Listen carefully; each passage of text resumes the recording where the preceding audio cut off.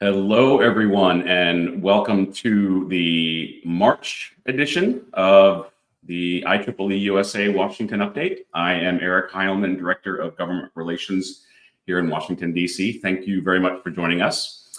I know the calendar says that it's not technically spring for another couple of weeks, but here in Washington, there's sort of a cyclical rhythm to the year, and it's starting to very much feel like spring here in a lot of ways. We got the forecast from the National Park Service about when the cherry blossoms are going to be coming out. The budget and appropriations process is really gearing up, and we've got the State of the Union address this evening, which I'll talk about a little bit. So it really kind of feels like Washington is emerging a little bit from the winter. The weather's looking a lot nicer, and there's a lot going on. So let's get right into what's been happening and what of relevance I can talk to you guys about. So as always, I like to kind of start with just a big level, top level look at what's going on. No matter what priorities any organization has, you always have to pay attention to what's sucking the air out of the room and taking up the bandwidth. And those were always those big ticket items. And right now, this is kind of what's going on right now. We just had a big announcement on federal spending. They finally decided that they don't want to shut down the government, and they got a deal. We'll talk a little bit more about that in a minute. As I mentioned, the State of the Union address is tonight, and official Washington and those of us that live here, we start getting the notifications about which streets the Secret Service and the Capitol Police are going to close off, and who's going to be escorting whom into the chamber. And so all those sort of details start coming, and that's happening now. Obviously, Washington is still talking about Israel and Gaza, Ukraine, and then the southern border. And there's always attempts to try and package all those together legislatively in terms of supplemental spending for relief and for aid. And that still continues to be challenging for all the parties that are interested in doing something.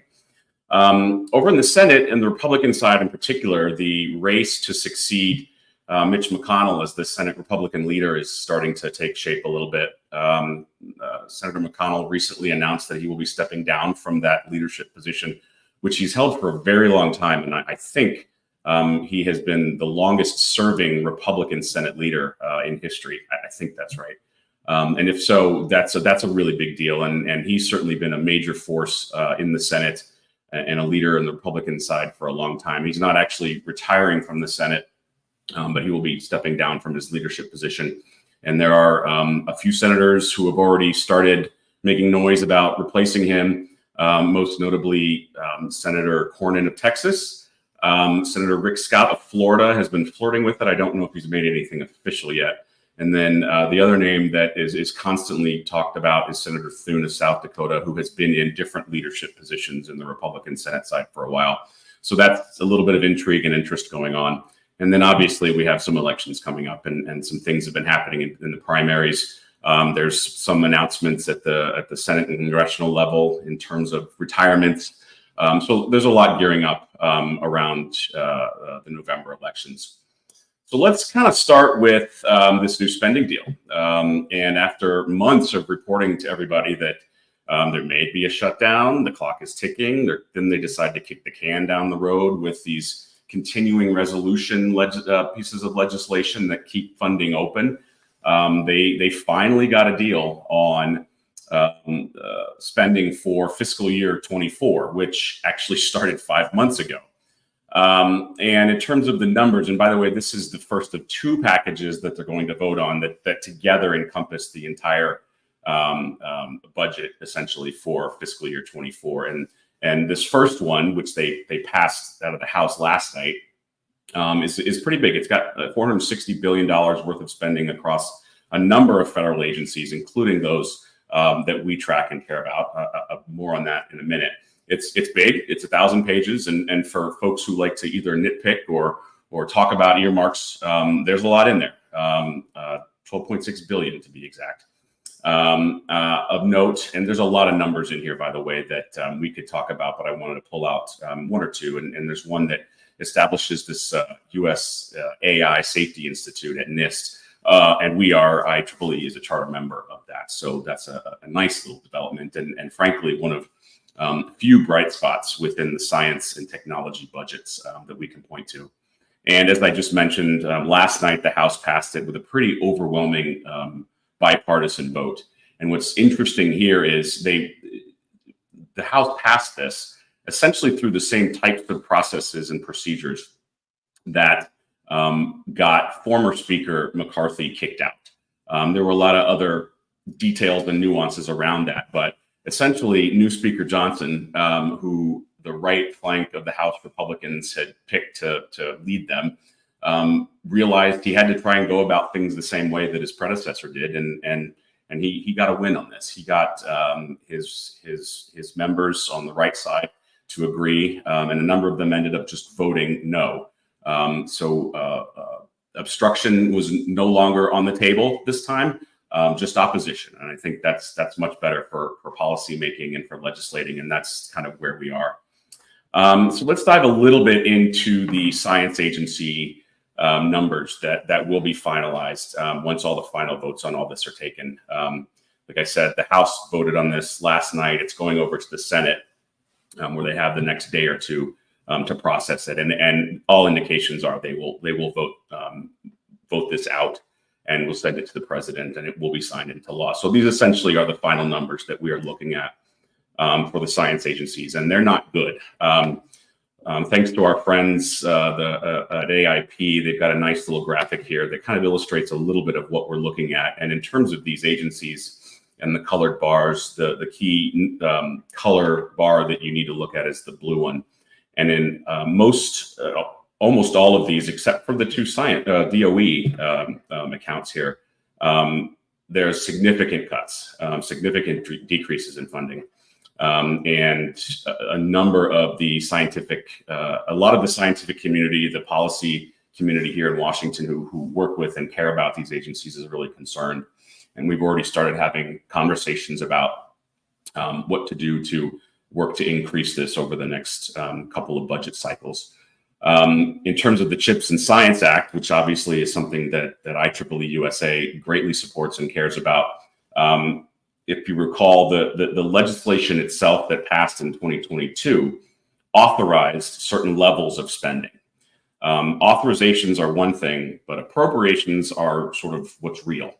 And that's what happened with this deal is Congress decided to appropriate only a certain portion of what was authorized, which essentially for two of the bigger accounts that the CHIPS and Science Act created leaves a pretty big underfunding level, and that is a big concern. And again, will be something that we and many others here in Washington will rally around and do a lot of advocacy and some outreach and education and really do some lobbying to try and change. But it's going to be challenging. We're in a very difficult environment from a spending perspective.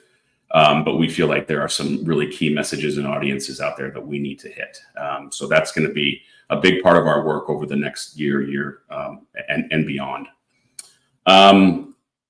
Beyond that, IEEE continues to work on a lot of other policy issues that are important. And we are always seeking legislation that we think helps a lot of our missions, a lot of our causes, that is in line with what our membership and our volunteers have come together to decide in terms of policy priorities. There was a new piece of legislation in the Senate, a bipartisan bill that Senator Mark Warner of Virginia and Senator Marsha Blackburn of Tennessee put together to sort of make it easier for domestic organizations to participate in standard setting.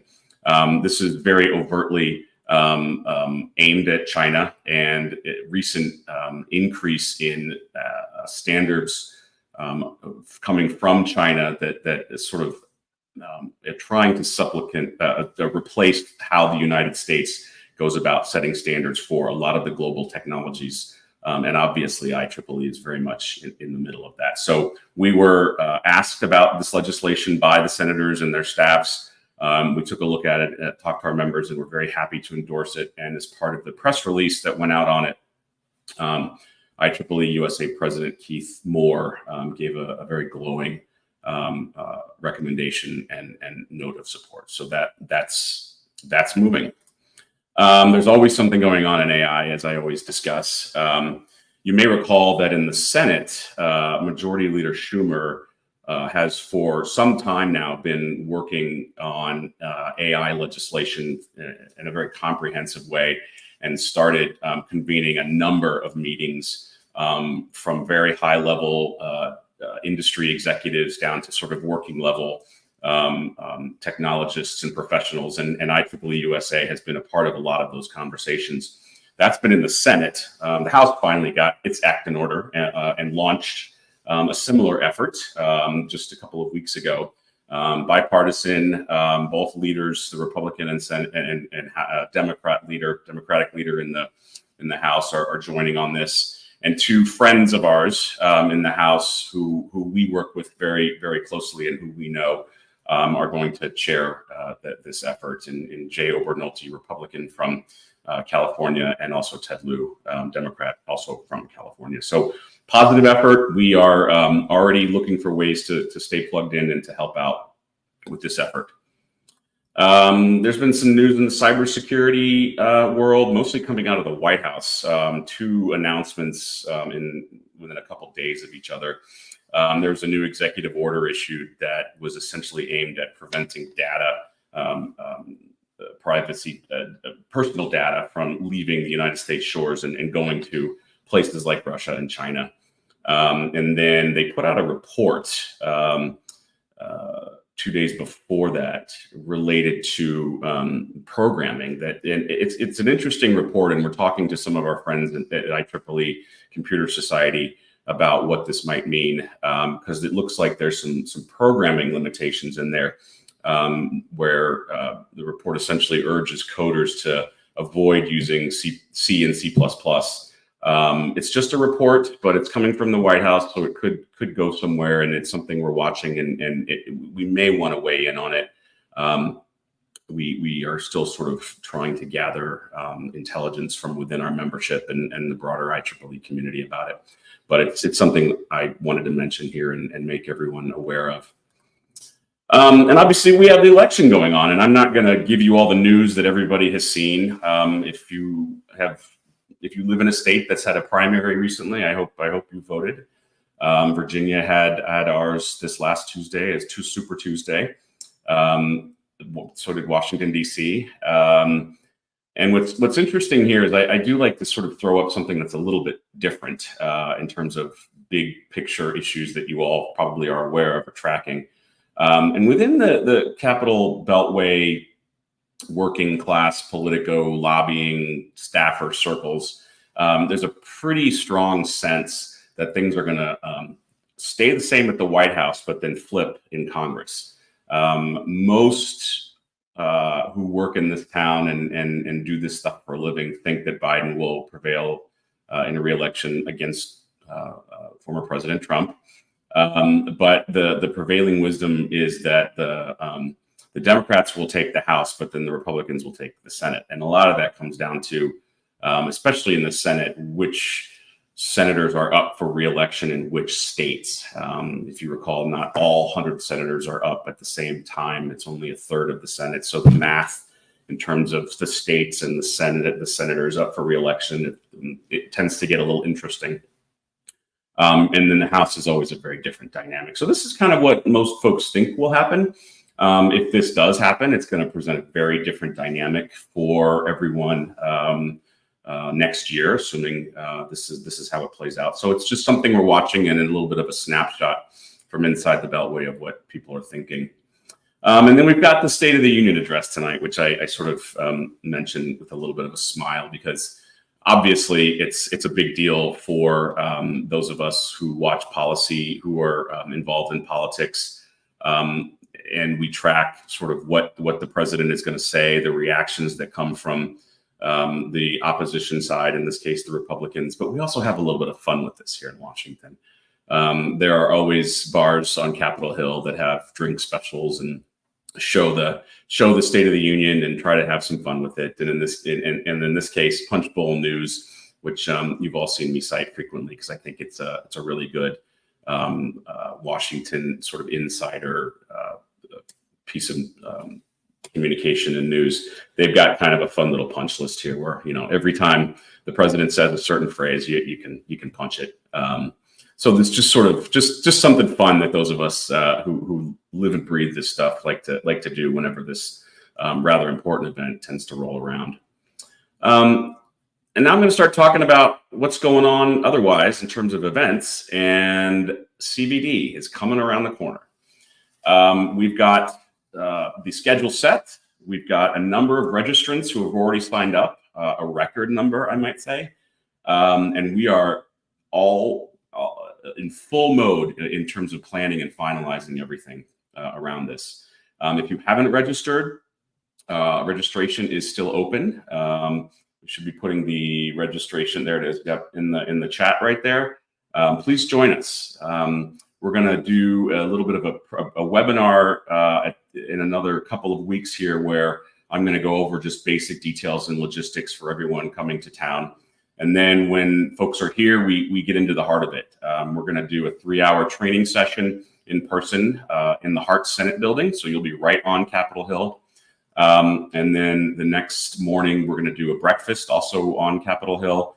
And then we're going to turn everybody loose, and folks are going to go do meetings with their members of Congress and talk about issues that are important to the technology and electrical engineering communities. And it's going to be a blast. And I really hope that if you're not signed up, and you will look at it and consider doing it and pull the trigger.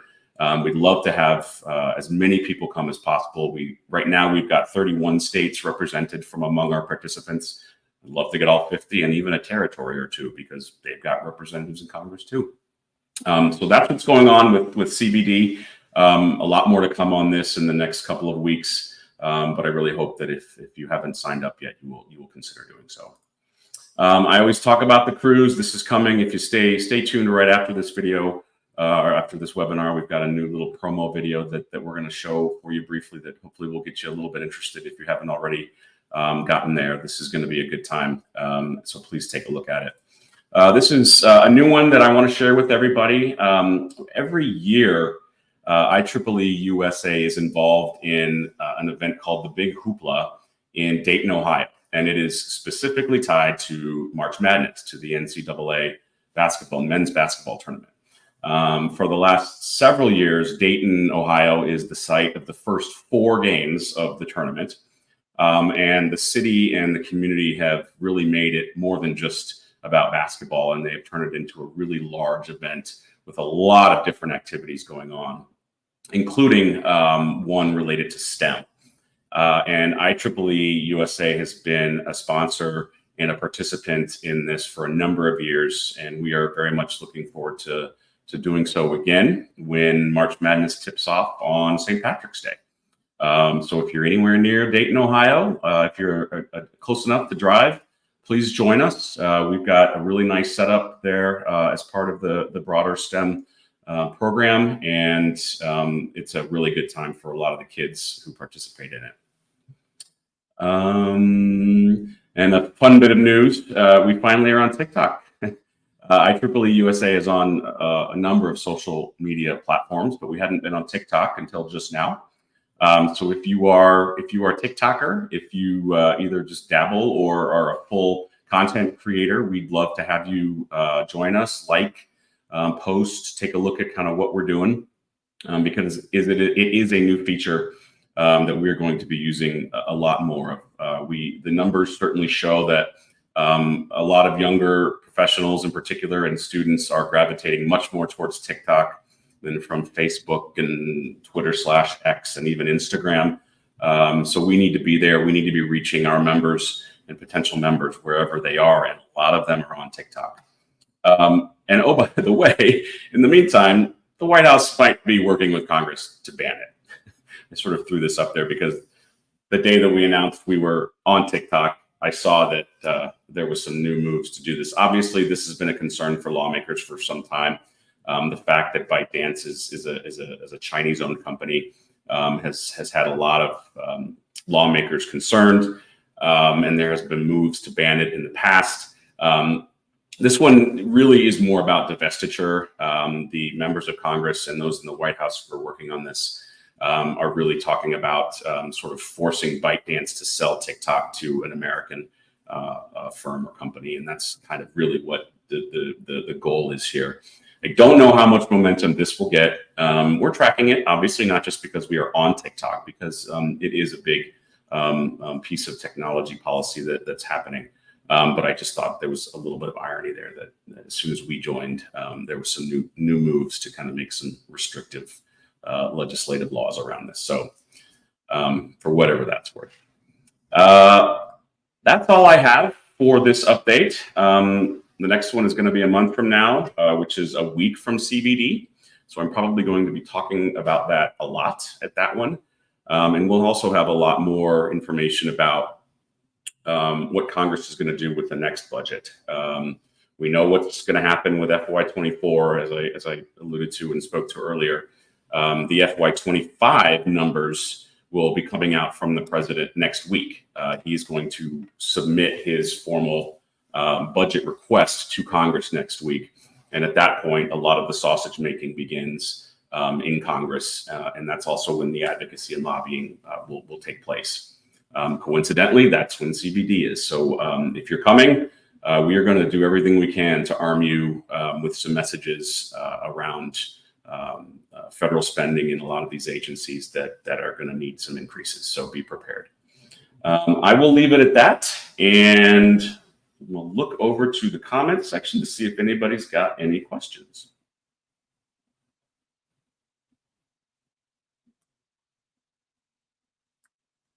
I'm not seeing any, which I always take as a good sign. So thank you for joining us. Enjoy the rest of your Thursday, and we will see you again in a month.